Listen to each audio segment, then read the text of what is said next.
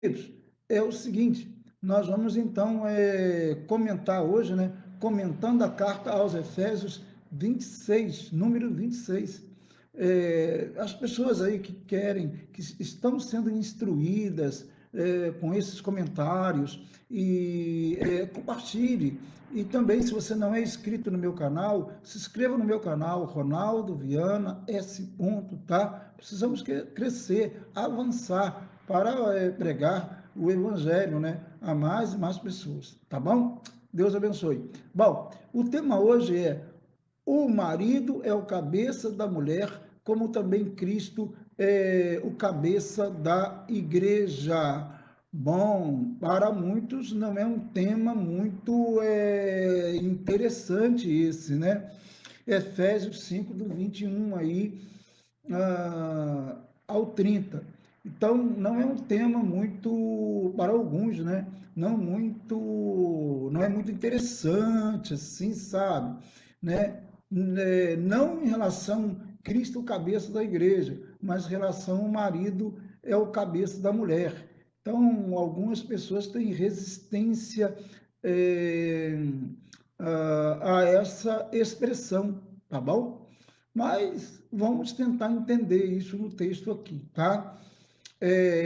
No verso 21, antes de ir para o 22, está escrito: sujeitem-se uns aos outros por temor a Cristo.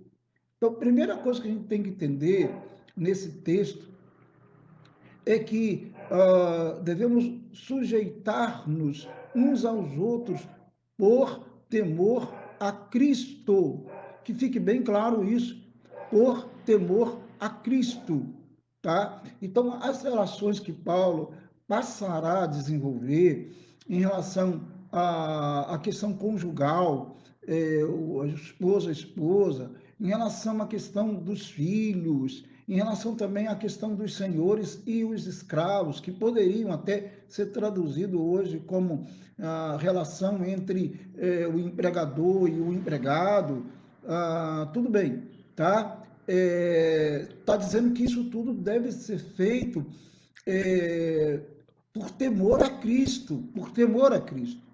Então, Paulo então começa com a relação, o lar cristão, e ele começa no lar cristão, pensando na relação entre a mulher e o marido, né?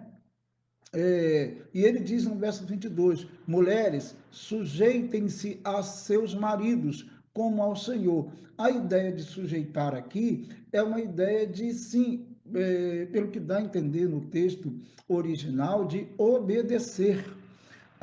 Esse obedecer, claro, sempre de acordo com aquilo que preceitua, com aquilo que diz as Escrituras Sagradas, obviamente, tá? E a questão de obedecer mesmo, de tê-lo como uma autoridade no lar, né? No casamento. Isso é inegável no texto aqui e em tantos outros textos, isso é inegável, tá? A questão é que alguns maridos interpretam isso como se a mulher fosse ou se transformasse num tipo de escrava, o que não é o sentido, tá?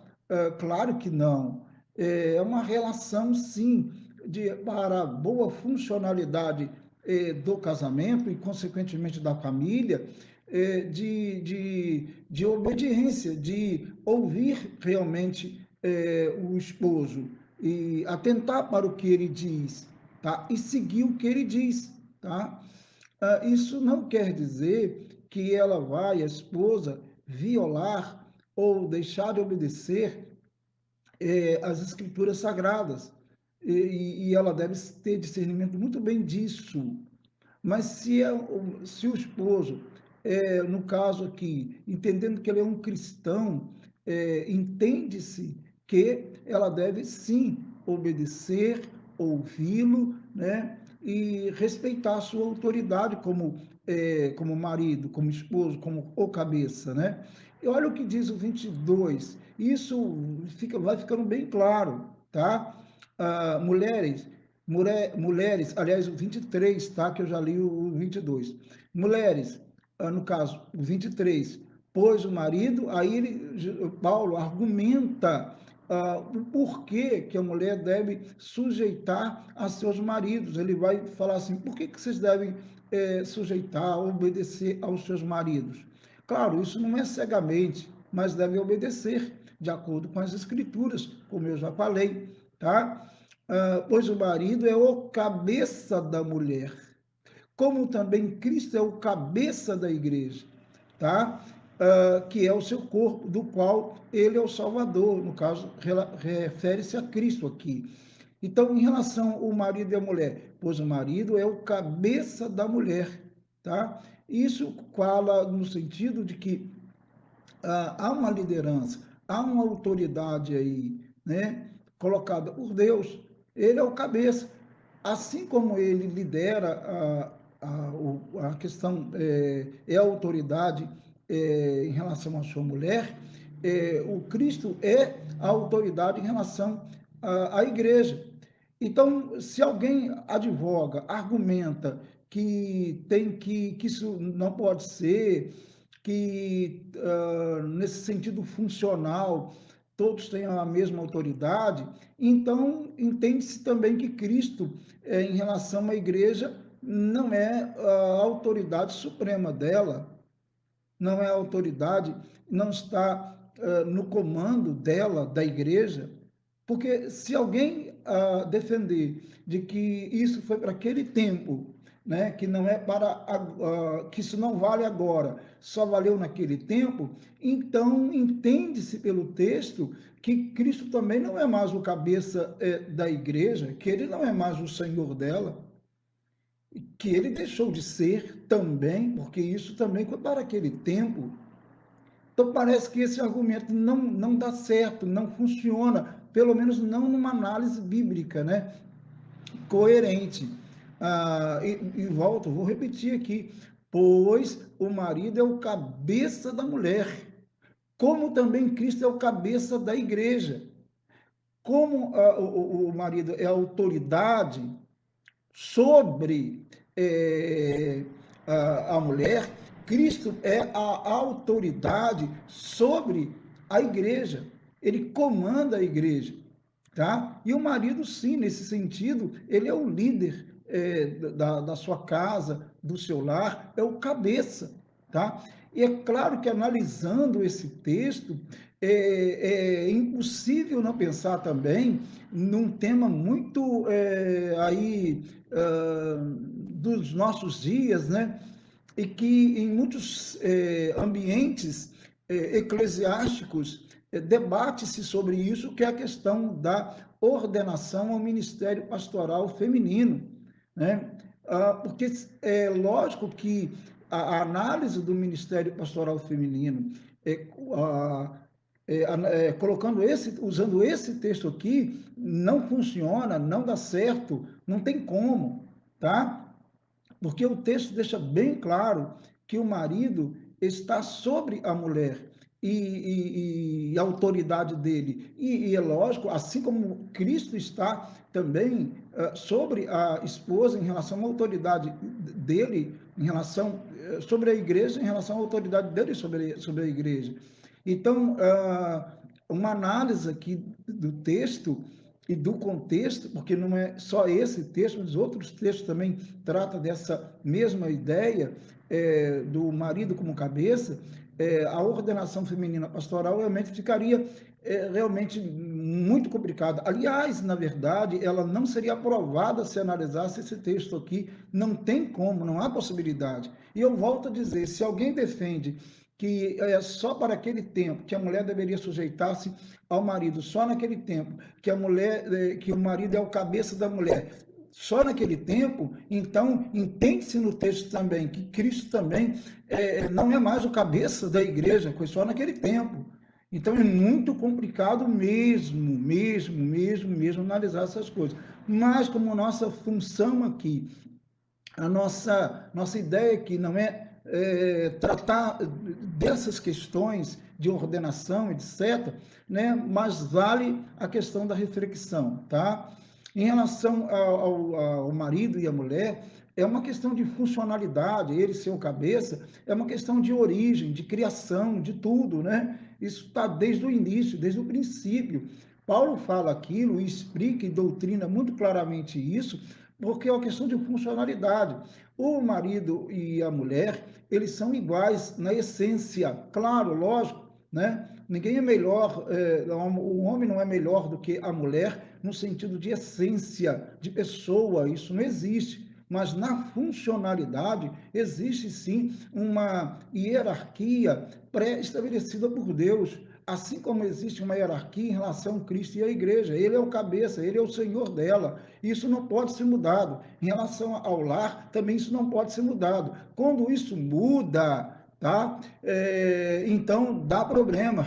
E é por isso que hoje nós temos tantos lares destruídos, tantos lares com problemas em relação aos filhos, em relação a muitas outras questões que não vamos tratar detalhes aqui, mas é isso daí, tá? Porque essa ordem das coisas está muitas vezes sendo atropelada, né? Infelizmente, né? Por várias questões, ideologias atuais aí, teorias atuais, teologias atuais, muito bem, tá? Mas aqui o texto deixa bem claro, pois o marido é o cabeça da mulher, como também Cristo é o cabeça da igreja. E isso não muda, isso não mudou, isso não muda com o tempo, tá? Assim como o marido não deixa de ser o cabeça da mulher e não deixou, Cristo também não deixou e nunca deixará de ser o cabeça da igreja, tá? E o texto continua, o verso 24, e o meu tempo está quase já indo embora aqui, né? Que eu tenho um tempozinho aqui, mas vamos lá. O 24 diz, assim como a igreja está sujeita a Cristo, olha bem, o Paulo deixa muito claro isso, tá? Assim como a igreja está sujeita a Cristo, ou seja, assim como a igreja obedece a Cristo, está sob o comando de Cristo, tá? Também as mulheres estejam em tudo sujeita a seus maridos. Esse é o espírito que ela deve ter. Esse é o espírito. Isso também não quer dizer que a mulher não possa conversar com o seu esposo, dialogar com ele, porque há maridos que não ouvem as suas mulheres. Não é isso que a Bíblia também ensina. A Bíblia mostra vários casos em que o marido teve que parar para ouvir a sua esposa. E era necessário que ele ouvisse, porque ela estava com a razão. Então a Bíblia fala sobre alguns casos assim, e nós temos que entender isso, tá? Agora, para a funcionalidade do casamento e, consequentemente, da família, é importante que, sim, ela entenda que ele realmente tem o poder de definição de questões relacionadas ao casamento e à família, né? Alguém tem que fazê-lo e ele foi colocado para fazê-lo, mas isso não quer dizer que ele não vai ouvi-la, ele deve ouvi-la, porque isso faz parte.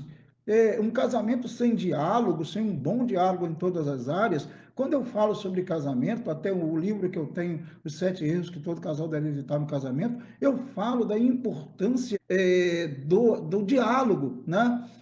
É fundamental, é essencial que haja diálogo no casamento, na família, porque senão fica tudo complicado, tá? Bom, isso aí. Então, ela tem o direito de falar, e não só de falar, de realmente transmitir ideias, de dar ideias, e as ideias delas, das mulheres no caso, podem ser, sim, em muitos casos, muito melhor, né? Do que os homens, né? E Deus as colocou para isso, certo? Só que aí é preciso que cada um entenda sua função, seu papel funcional aí na família, no casamento, para que não haja uma tragédia, né? Digamos, no lar, tá bom? Bom, não deu para ir muito longe nisso daqui, é um assunto um pouquinho mais complexo, diferente, mas eu fui até aqui e a gente continua no próximo comentário dentro desse assunto, tá bom? Tá joia? É isso daí. Tá tranquilo? Muito bem, vamos orar ao Senhor, porque o tempo já passou mesmo, tá? Se você foi instruído com esse comentário, compartilhe e se inscreva no meu canal, Ronaldo Viana S. Ponto, tá bom? Deus abençoe sua vida, em nome de Jesus, seu coração, em nome de Cristo. Senhor, muito obrigado porque estamos em tua presença. Louvado seja o teu nome, exaltado seja o teu nome, Senhor. Tu és digno de toda honra e de toda glória. Queremos exaltá-lo sim, ó Deus. Abençoe o Brasil, as autoridades constituídas desta nação. Toma-as em tuas mãos, Senhor. Tome o Brasil em tuas mãos, em nome de Jesus. Em o nome de Jesus. Amém e amém. Queridos, Deus abençoe em nome de Cristo. Deus abençoe grandemente. Se Deus permitir, nós vamos voltar. Deus abençoe a todos. Grande abraço. Fique com Deus.